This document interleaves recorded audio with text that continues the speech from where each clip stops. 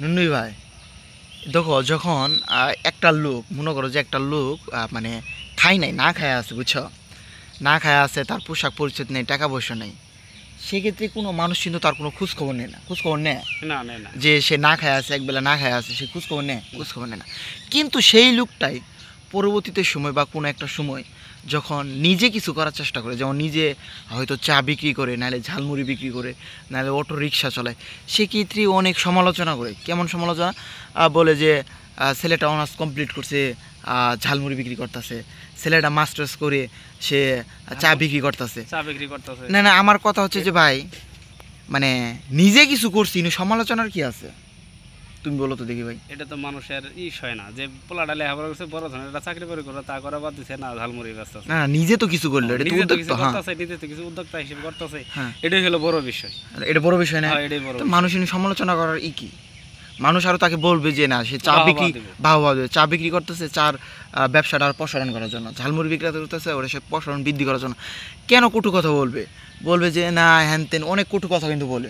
যে একটা প্রবাদ আছে না, যে দেয়ালেরও কান আছে, এমন কটু কথা বলে দিন শেষে কিন্তু তার কথাটা কিন্তু সে শুনতে পারে।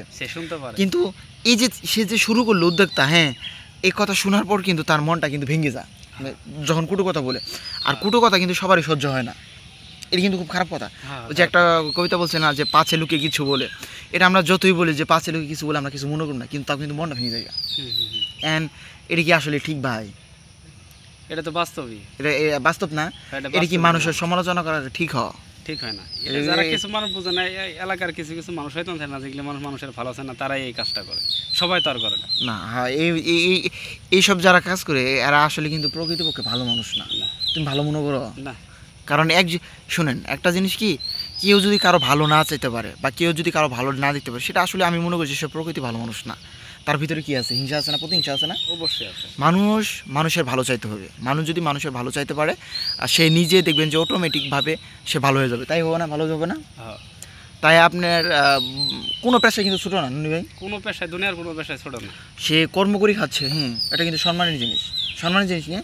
আর মেনলি সেটা হচ্ছে যে নিজে কিছু করতেছে, উদ্যোক্তা হয়েছে, এটা কিন্তু সবচেয়ে বড় কথা।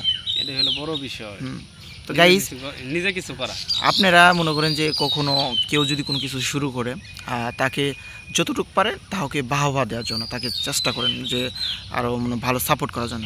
কিন্তু কখনোই তাকে এমন কিছু বললেন না বা তার মনটা ভেঙে যায়। এসব থেকে আপনি একটু সচেতন থাকবেন। তো ভালো থাকবেন, সুস্থ থাকবেন, আল্লাহ হাফেজ।